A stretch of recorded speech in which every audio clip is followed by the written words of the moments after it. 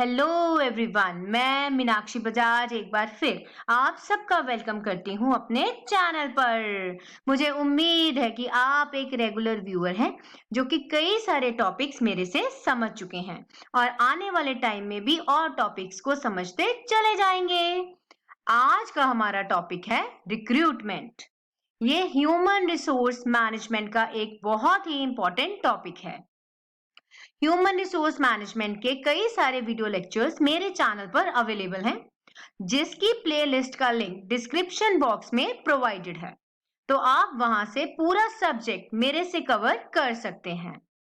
आज के video lecture में मैं आपको समझाऊंगी रिक्रूटमेंट का मीनिंग, प्रोसेस, सोर्सेस और इस सारे टॉपिक को समझाने के लिए ढेर सारी एग्जांपल्स मैंने आज के वीडियो लेक्चर में इंक्लूड कर दी हैं।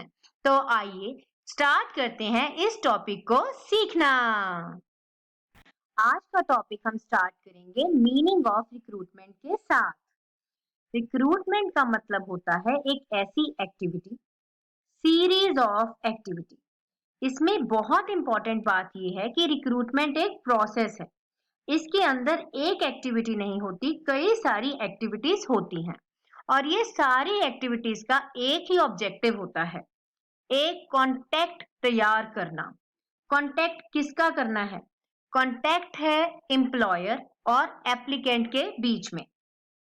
इसे लिंकिंग एक्टिविटी भी बोला जाता है, क्योंकि रिक्रूटमेंट के अंदर ही ऑर्गेनाइजेशन लोकेट करती है नए नए सोर्सेज, जहां से उसको प्रोस्पेक्टिव कैंडिडेट्स मिल सकते हैं जो कि जॉब रिक्वायरमेंट्स को प्रॉपरली मैच करें। रिक्रूटमेंट से पहले हमने सीखा था कि किस तरीके से जॉब एनालिसिस किया जाता है। जॉब एनालिसिस करने के बाद जॉब डिस्क्रिप्शन होती है, फिर जॉब स्पेसिफिकेशन, जहां से ऑर्गेनाइजेशन को अच्छे से पता लग जाता है कि हमें किस तरीके के लोगों की जरूरत है। तो उन्हीं लोगों को ढूंढना, ये काम है रिक्रूटमेंट। जब ऑर्गेनाइजेशन परसुएड करती है, यानी जो लोगों को मोटिवेट करती है कि बढ़िया लोग जैसे कि हमें चाहिए, हमारी ऑर्गेनाइजेशन में अप्लाई करें। रिक्रूटमेंट में बहुत सारी बातों का असर आता है, जैसे कि कंपनी की इमेज क्या है, किस तरीके की जॉब ऑफर की जा रही है, ऑर्गेनाइजेशन की पॉलिसीज क्या हैं, वर्किंग कंडीशंस क्या होंगी, कंपनसेशन लेवल क्या है, क्या ऑर्गेनाइजेशन ग्रो कर रही है तेजी से, पुराने लोगों के साथ कैसे बिहेव करती है ऑर्गेनाइजेशन। इन सब चीजों का असर पड़ेगा रिक्रूटमेंट के ऊपर। अगर तो चीजें अच्छी हैं, पॉजिटिव हैं, तो ज्यादा से ज्यादा लोग अप्लाई करेंगे और ऑर्गेनाइजेशन के पास चॉइस हो जाएगी बढ़िया लोगों को काम पे रखने की। पर अगर ऑर्गेनाइजेशन की इमेज अच्छी नहीं है या ऑर्गेनाइजेशन गवर्नमेंट पॉलिसीज को अच्छे से फॉलो नहीं कर रही, तो रिक्रूटमेंट के रास्ते में ये अड़चन बन जाएंगे, क्योंकि काबिल लोग ऐसी कंपनी में काम करना पसंद नहीं करेंगे। अब डेफिनेशन सीखने से पहले मैं आपको सजेस्ट करूंगी कि अगर अभी तक आपने चैनल को सब्सक्राइब नहीं किया है तो तुरंत कर लीजिए, ताकि जब भी कोई वीडियो लेक्चर आए तो आपको नोटिफिकेशन मिल जाए। टॉपिक को पूरा समझिएगा ताकि आपको टॉपिक अच्छे से समझ आए, और लाइक कीजिए और शेयर कीजिए वीडियो लेक्चर्स को ज्यादा से ज्यादा। अब हम सीखेंगे डेफिनेशन। डेफिनेशन यहाँ पर जो मैं आपको समझाने वाली हूँ वो है एडविन बी फ्लिपो की। फ्लिपो ने बोला कि रिक्रूटमेंट एक प्रोसेस है। प्रोसेस का मतलब होता है जहां पर कई सारे काम एक के बाद एक किए जाते हैं। ये जो प्रोसेस है, इसके अंदर बेसिकली सर्चिंग की जाती है कैंडिडेट्स की। बढ़िया कैंडिडेट्स को ढूंढा जाता है जिन्हें हम काम पे रखना चाहते हैं, और उनको स्टिमुलेट किया जाता है। स्टिमुलेट का मतलब होता है प्रेरित करना। उन्हें मोटिवेट किया जाता है कि वो आए और हमारी कंपनी में अप्लाई करें जिस जॉब के लिए हम चाहते हैं। इस तरीके से ये एक टू वे प्रोसेस है, जिसमें दो पार्टीज इन्वॉल्व हो जाती हैं। एक तो रिक्रूटर जो काम पे रख रहा है, और एक रिक्रूटी जो कि अप्लाई करता है एक जॉब के लिए। अब जैसे कि मैंने आपको समझाया कि रिक्रूटमेंट एक प्रोसेस है, अब हम सीखेंगे कि रिक्रूटमेंट प्रोसेस के क्या स्टेप्स हैं। रिक्रूटमेंट के प्रोसेस में 5 स्टेप्स आते हैं। सबसे पहला स्टेप है रिक्रूटमेंट पॉलिसी। रिक्रूटमेंट पॉलिसी का मतलब होता है एक पहले से प्लान की गई प्रॉपर पॉलिसी, जिसमें ऑर्गेनाइजेशन के गोल्स, जरूरतों और एनवायरनमेंट का खास ध्यान रखा जाएगा। जब भी ऑर्गेनाइजेशन में रिक्रूटमेंट पॉलिसी बनाई जाती है, तो उसमें ये विचार किया जाता है कि किस तरह के लोगों को हम काम पे रखेंगे। हैंडीकैप लोगों को, माइनॉरिटी ग्रुप्स को और हर रिलीजन और जाति के लोगों को इक्वालिटी दी जाएगी।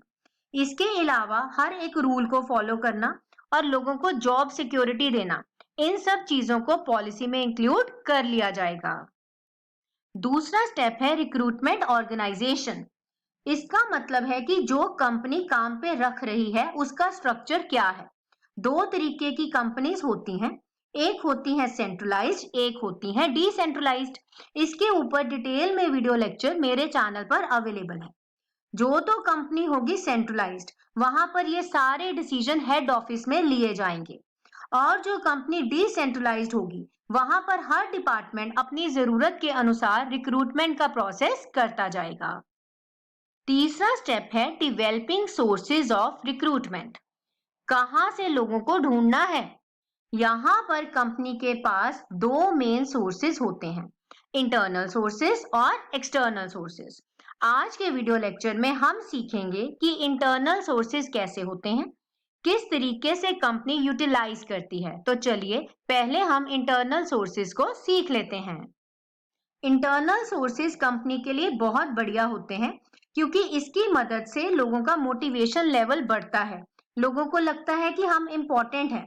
कंपनी नई वैकेंसीज जो निकल रही हैं हमसे प्रेफरेंस देती हैं, हमसे पूछती हैं कि कहाँ से फिल की जाए। उनकी जजमेंट बढ़िया होती है, लोगों में लॉयल्टी और कमिटमेंट की भावना जागती है, और अभी के जो एम्प्लॉइज हैं उन्हें कंपनी की पॉलिसीज के बारे में काफी कुछ मालूम होता है, जिस कारण से वो बढ़िया लोगों को रिकमेंड कर सकते हैं। ट्रेड यूनियन के रिलेशंस भी बढ़िया हो जाते हैं, क्योंकि लोगों को अपनापन लगता है कंपनी के साथ। तो आइए सीखते हैं कि कौन कौन से इंटरनल सोर्सेस होते हैं। ये है लिस्ट इंटरनल सोर्सेस की, जो पेपर में आप ड्रॉ करके आ सकते हैं। अभी हम सबसे पहले से स्टार्ट करेंगे, जो कि है प्रेजेंट एम्प्लॉइज। प्रेजेंट एम्प्लॉइज को एम्प्लॉय रेफरल्स भी लिखा गया है कई बुक्स में। तो कंपनी के अंदर जितने भी लोग काम करते हैं, चाहे वो परमानेंट हैं या टेम्परेरी हैं, उनसे पूछा जा सकता है और वो एक बढ़िया सोर्स हो सकते हैं। कंपनी की कॉस्ट भी नहीं लगती, क्योंकि एडवर्टीजमेंट नहीं देनी पड़ती। साथ में जो लोग ऑलरेडी कंपनी के साथ काम कर रहे हैं उन्हें कंपनी का कल्चर और पॉलिसीज का पूरा मालूम होता है, तो वो एक बढ़िया रिकमेंडेशन कर सकते हैं। तो चलिए अब हम एक एग्जाम्पल की मदद से इस पॉइंट को समझ लेते हैं। एग्जाम्पल है यहाँ पर मिस्टर राज के बारे में, जो AB इंटरनेशनल में जॉब करते हैं। करंटली उनकी कंपनी को एक HR एग्जीक्यूटिव की जरूरत है। अब यहाँ पर बात कर रहे हैं हम इंटरनल सोर्स और प्रेजेंट एम्प्लॉय की। तो मिस्टर राज को उनका फ्रेंड कहता है कि मैं प्लान कर रहा हूँ तुम्हारे सिटी में शिफ्ट होने की, और मुझे एक नई नौकरी की जरूरत है। आगे से मिस्टर राज उन्हें इनकरेज करते हैं और कहते हैं कि तुम मेरी कंपनी में अप्लाई करो, मेरी कंपनी की रेपुटेशन बहुत बढ़िया है और कई सारे बेनिफिट्स भी देती है मेरी कंपनी। इस तरीके से यहाँ पर जो ऑलरेडी कंपनी में जॉब कर रहे हैं वो अपने साथ वालों को मोटिवेट करते हैं कि आप भी मेरी कंपनी में जॉब कर लीजिए। तो माय डियर लर्नर्स, अगर एग्जाम्पल से आपको ये टॉपिक समझ आना शुरू हो गया है तो एक लाइक जरूर कीजिए। अगर अभी तक सब्सक्राइब नहीं किया है तो तुरंत कर लीजिए और शेयर कीजिए वीडियो लेक्चर्स को ज्यादा से ज्यादा। सेकंड पॉइंट है कंपनी एग्जीक्यूटिव्स। कंपनी एग्जीक्यूटिव्स का मतलब है वो लोग जो टॉप मैनेजमेंट का हिस्सा हैं, जैसे कि कंपनी के प्रेसिडेंट, सीनियर मैनेजर्स। ये वो लोग हैं जिनके हाई कैलिबर लोगों के साथ लिंक्स होते हैं। हाई कैलिबर का मतलब जिन लोगों के पास बहुत बढ़िया नॉलेज है। तो ऐसे लोग अपनी कंपनी के लिए वो सोर्सेस या उन लोगों को ढूंढ सकते हैं जो कंपनी के लिए बेहतरीन काम कर पाए। तो जब टॉप मैनेजमेंट के लोग रिकमेंडेशंस करते हैं उसे बोला जाता है कंपनी एग्जीक्यूटिव्स। तीसरा तरीका है प्रमोशंस। हम सीखेंगे प्रमोशंस को एक केस स्टडी की मदद से। बात है यहाँ पर मिस्टर गौतम की, जो एक कंपनी में HR एग्जीक्यूटिव की जॉब करते हैं। उनकी रिस्पॉन्सिबिलिटीज है कि वो एम्प्लॉयज के प्रॉपर रिकॉर्ड्स बनाते हैं और कैंडिडेट्स को कॉल करते हैं इंटरव्यू के लिए। काम बहुत बढ़िया करते हैं। तो कंपनी के मैनेजिंग डायरेक्टर ने डिसाइड किया कि इनको प्रमोशन दे दिया जाए और इन्हें एचआर मैनेजर बना दिया जाए। अब जब मिस्टर गौतम एचआर मैनेजर बने तो उनकी ड्यूटीज हो गई शॉर्ट लिस्टिंग करना और अपॉइंटमेंट करना नए लोगों की कंपनी में।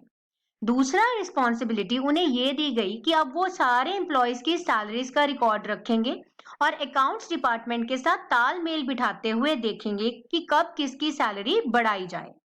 और जितने भी जूनियर ऑफिसर्स उनके डिपार्टमेंट में काम करते हैं, जब उनका झगड़ा होगा तो उस झगड़े को भी सॉल्व करवाएंगे।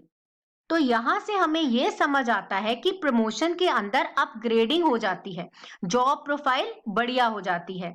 जैसे मिस्टर गौतम एचआर एग्जीक्यूटिव से एचआर मैनेजर बन गए। और ये प्रमोशन उन्हें क्यों मिला? क्योंकि मैनेजिंग डायरेक्टर को लगा था कि वो काम बहुत बढ़िया करते हैं।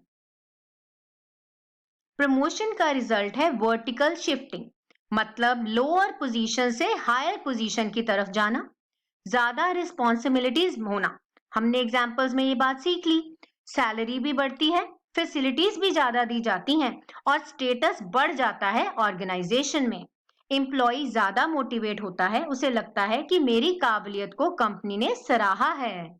अब हम डिस्कस करेंगे इंटरनल ट्रांसफर और इसे समझाने के लिए भी मैं आपको एक एग्जाम्पल दे देती हूँ। एग्जाम्पल है यहाँ पर मनी लिमिटेड कंपनी के बारे में। ये एक फाइनेंस कंपनी है। इस कंपनी की 2 ब्रांचेस हैं, एक दिल्ली में और एक मुंबई में। मिस रीमा जो मुंबई में काम करती हैं, किसी कारण से उन्होंने रिजाइन कर दिया। अब उनकी पोजीशन को फिल करना कंपनी के लिए इमरजेंसी है, नहीं तो जो प्रोजेक्ट चल रहा है वो रुक जाएगा। अब कंपनी यहाँ पर डिसाइड करती है कि हम जल्दी से किसी एम्प्लॉय को दिल्ली से शिफ्ट कर देंगे मुंबई। हम नया कैंडिडेट नहीं ढूंढेंगे, उसमें बहुत टाइम वेस्ट होगा और खर्चा भी बहुत होगा। मिस्टर अरुण को शॉर्टलिस्ट कर लिया गया इस ट्रांसफर के लिए, क्योंकि उनकी जो कैपेबिलिटीज थी, उनके अंदर जो क्षमताएं थी, वो परफेक्टली मैच करती थी उस प्रोजेक्ट की रिक्वायरमेंट को। तो एग्जाम्पल से हमें ये समझ आया कि ये एक प्रोसेस है इंटरचेंजिंग का। एम्प्लॉयज चेंज हो गए, एक जॉब से दूसरी जॉब की तरफ चले गए, लेकिन ना तो रैंक चेंज हुआ, ना तो रिस्पॉन्सिबिलिटीज बढ़ाई या घटाई गई। मतलब इंटरनल शिफ्टिंग, कंपनी के अंदर ही चीजें बदल गई। तो इस तरीके के ट्रांसफर होते हैं एक डिपार्टमेंट से दूसरे डिपार्टमेंट में। या जैसे हमने एग्जाम्पल में सीखा, एग्जाम्पल क्या थी? दिल्ली से ट्रांसफर हो गए थे मुंबई, एक लोकेशन से दूसरी लोकेशन। तो जब भी कंपनी की कोई रिक्वायरमेंट, जरूरत होती है, उस हिसाब से लोगों को शिफ्ट कर दिया जाता है। फिफ्थ सोर्स है री एम्प्लॉयमेंट।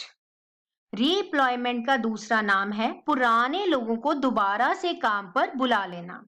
कई लोग कंपनी छोड़कर चले जाते हैं। क्यों चले जाते हैं? इसके कई सारे कारण हो सकते हैं। पहला कारण तो है रिटायरमेंट, उम्र हो गई, रिटायर हो गए। दूसरा, कहीं और बढ़िया जॉब मिल रही थी तो इस कंपनी को छोड़कर चले गए।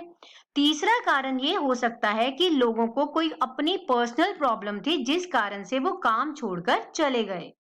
तो यहाँ पर जब कंपनी को रिक्रूटमेंट करनी होती है तो वो रिटायर्ड एम्प्लॉयज को वापस बुला सकती है या उनसे पूछ सकती है कि आप किसी और को रिकमेंड करना चाहते हैं।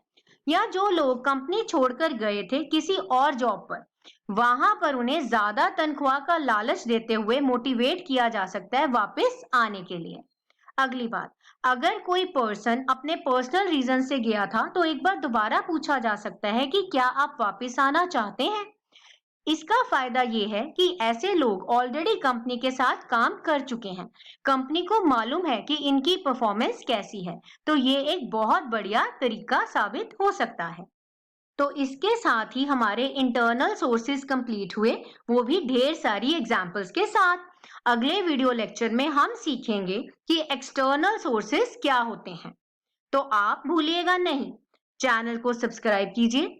लेक्चर पूरा सुना है, समझ आया है तो एक लाइक जरूर कीजिए और ज्यादा से ज्यादा शेयर भी कीजिए वीडियो लेक्चर्स को। तो मैं मीनाक्षी बजाज एक बार फिर आप सबको विश करती हूँ ऑल द बेस्ट। जुड़े रहिए, मिलते हैं बहुत जल्द।